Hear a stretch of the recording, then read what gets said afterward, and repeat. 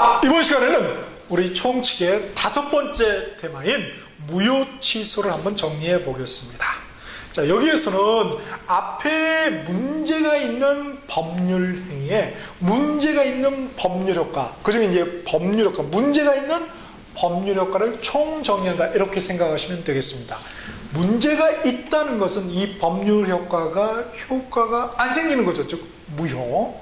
그리고 유효의 효과가 생겼지만은 불확정적, 즉 유동적 유효죠. 이런 경우는 무효로 흘러갈 가능성이 있는 거죠. 따라서 이렇게 취소할 수 있는 경우죠. 결국은 이런 두 가지의 경우에 대해서 한번 정리를 해 보겠습니다. 자, 그러면은 무효 취소 파트 보시면은 그 핵심 박스난 요걸 보시면 깔끔합니다. 자, 법률에 따른 법률 효과에서 문제가 있는 법률 효과에서 유효에서는 불확정적 유효 또는 유동적 유효, 그리고 무효는 뭐 다 해당이 되죠. 자, 먼저 무효부터 볼까요? 자, 무효 보니까 말이죠, 둘 다 문제죠. 확정적이 됐던 불확정적이 됐던 거죠. 자, 불확정적 무효 보니까 말이죠, 같은 말로 이제 유동적 무효죠. 자, 이 유동적이라는 것은 뭐예요? 이 유동적 무효라는 것은 무효가 유효로 흘러갈 가능성이 있다는 거죠. 뭐에 의해서? 바로 추인이라는 거. 추인, 한자를 곰곰이 좀 씹어보면은요, 추가 쫓을 추자죠. 추적 60분 할 때 우리가 추. 그 다음에 인정하는 거예요. 무효인데 쫓아가서 유효 이렇게 할 수 있는 경우가 있는 거예요. 그러니까 그런 경우는 확정적으로 유효가 됩니다. 우리 대표적으로 토지거래 허가 구역이라는 것입니다. 그런 지역에서의 이런 경우가 대표적인 유동적 무효의 법률행위가 돼요. 그렇죠? 그러면 거기서 추인은 이제 우리 일반인들이 하는 것이고, 관공서에서 뭐냐면 허가, 시장군수고처 허가 하면은 뭐예요? 추인처럼 이렇게 유동적 무효를 확정적 무효로 바꿔줍니다. 자, 이런 경우가 있고요. 자, 문제는 바로 불확정적 유효, 유동적 유효의 경우죠. 그렇죠? 자, 그런 경우는 취소를 하게 되면 어떻게 됩니까? 확정적으로 무효로 가버리죠. 화살표를 보면은. 그렇죠? 소급해서 소급이라는 것은 과거로 거슬러 올라가는 걸 말하죠. 그렇죠? 이렇게 해서 법률행위 당시로 과거로 거슬러 올라가서 확정적 무효로 만들어 버립니다. 자, 그에 반해서 불확정적 유효인데, 유동적 유효인데 추인을 하게 되면 어떻게 되느냐? 그런 경우는 뭐예요? 보니까 화살표상에 취소권 소멸이라고 되어 있죠. 더 이상 취소할 수가 없다. 즉 확정적 유효가 된다는 것이죠. 자, 이러한 내용들을 이제 조문에 쭉 담아놓은 거예요. 자, 그러면 중요한 조문을 한번 간략하게 보죠. 139조에 보니까 무효행위의 추인이 나와 있습니다. 그래서 무효인 법률행위는 추인하여도 그 효력이 생기지 아니한다, 이렇게 되어 있죠. 여기서 무효라는 것은 확정적 무효를 말하는 것입니다. 유동적, 불확정적 무효는 추인하게 되면 유효가 되잖아요. 그런데 확정적 무효인 그런 법률행위 추인해도 역시 무효다, 이런 내용을 담고 있고요. 그 다음에 단서가 있죠. 그러나 당사자가 그 무효임을 알고 주인한테는 새로운 법률행위로 본다는 거. 다음에 취소 관련 조문 141조를 보시겠습니다. 141조 취소의 효과 나와 있죠. 자, 취소라는 것도 의사표시가 있는 거죠. 취소! 이렇게 의사를 표시하는 거 아니에요. 그죠? 그러니까 취소도 하나의 법률행위입니다. 그러니까 법률행위는 뭐가 있는 거예요? 뒤에 법률 효과가 있죠. 그러니까 조문 제목도 뭐라고 되어 있어요? 취소의 효과. 취소라는 법률행위의 법률 효과입니다. 자, 보겠습니다. 취소한 법률행위는 처음부터 무효인 것으로 본다고요. 이렇게 법률 효과가 나와 있는 거죠. 무효다. 확정적 무효가 되는 거죠. 그 다음에 143조 추인 있죠?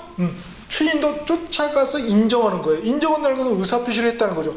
역시 추인도 법률행위가 되는 거죠. 그래서 제가 괄호에 법률행위로 적어놨죠. 그래서 추인이라는 법률행위의 법률 효과는 어떻게 되느냐 봅시다. 1항에 143조 1항 취소할 수 있는 법률행위는 140조에 규정한 자가 추인할 수 있고, 그리고 추인 후에는 취소하지 못한다. 즉 취소권이 소멸되고 권리가 소멸돼 버리는 거예요. 그렇죠?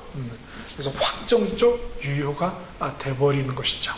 그리고 145조를 한번 볼까요? 법정 추인이라고 돼 있죠. 보세요. 제가 민법에는 딱 두 가지다. 뭐다? 하나는 법률행위에 따른 법률효과 법률관계고, 또 하나는 법률행위에 비교되는 법률 규정에 따른 법률효과 법률관계죠. 그래서 이 법률행위 법률 규정이 바로 민법의 양대 맥입니다. 양대 맥. 이 맥으로 쭉 흘러가는 거죠. 전문에도. 역시 보니까 143조는 추인이라는 법률행위의 법률효과 법률관계를 다뤄놨고, 145조는 법정 추인이죠. 법정이라는 건 뭐예요? 법률 규정을 줄여서 법정이 되는 거죠. 그렇죠? 그래서 이 법정 추인을 했을 경우에 법률효과 법률관계는 어떻게 되느냐 이거예요. 법에서 정한 대로 되죠. 법에서는 145조에 뭐라고 되어 있어요?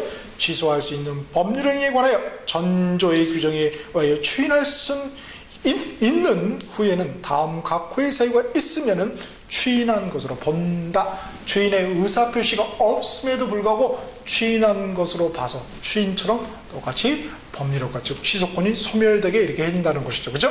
그런 내용이 나와 있어요. 또 단서도 있고. 자, 이렇게 해서 우리가 법률행위의 법률효과 법률관계를 다 다뤘습니다. 문제가 있는 법률행위의 법률효과 법률관계였죠. 자, 그런데 법률행위 할 때 꼭 뭐예요? 조건 다는 경우가 있다고 그랬죠. 그렇죠? 조건 if 만약 뭐뭐라면 이걸 갖다 이제 부관이다 해서 우리 총칙편의 마지막 6번째 테마에서 조건 기한이 나와 있습니다. 자, 그러면 조건 기한이 뭐냐? 뭐 영어로는 if죠. 가정이죠. 가정인데 말이죠. 조건은 그 표를 한번 봅시다. 조건 기한의 밑에 조건은 뭐예요? 장래 불확실한 가정입니다. 불확실하면은 그 가정이 불확실하면 뭐라 불러요? 그 가정을 특별히 조건 이렇게 부르는 것이고, 그 다음에 기한은 뭐라고 했어요? 장래 확실한 가정. 조건이 확실하면 뭐라 불러요? 기한이다. 기한만 되면은 그 조건이 되니까 말이죠. 그렇죠? 자, 그래서 이해가 나와 있죠? 공인중개사 시험에 합격하면 우리 마음은 가슴은 뭐예요? 확실하게 하고 싶죠. 그러나 이게 불확실한 거 아니에요. 그렇죠? 그래서 이러한 가정을 갖다가 우리가 조건이다. 그에 반해서 갑이 사망하면 이건 뭐예요? 시간만 되면 인간은 다 죽게 돼 있죠. 그렇죠? 그러니까 확실한 가정이죠. 이걸 갖다 우리가 기한이다 이런 표현을 쓰는 것입니다. 역시 그러면은 이 조건 기한, 이 법률행위 부관이라고 하는 이 부관에 관련된 조문들도 똑같이 뭘 다뤘겠어요? 그렇죠. 부관이 부착된 법률행위, 즉 조건부 법률행위, 기한부 법률행위에 따른 법률효과 법률관계를 조문에 기술을 해뒀겠죠. 대표 조문 한번 볼까요?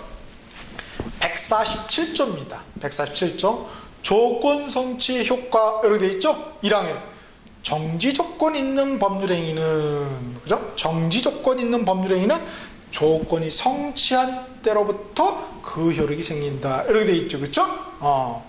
조건이 성취하면은 어떻게 된다? 법률 효과가 생긴다는 것이죠. 그래서 법률행위, 법률효과, 그런 조건을 갖다 뭐예요? 정지 조건이라고 부르는 것이죠. 조건 중에서도. 그리고 역시 2항에는 뭐 해제 조건이 있는 그런 법률행위는 조건이 성취한 때 그 효력을 잇는다. 즉 조건이 성취하면 효력을 잇는 그런 조건을 갖다 우리가 해제 조건이다 이렇게 표현을 하는 것이죠. 그리고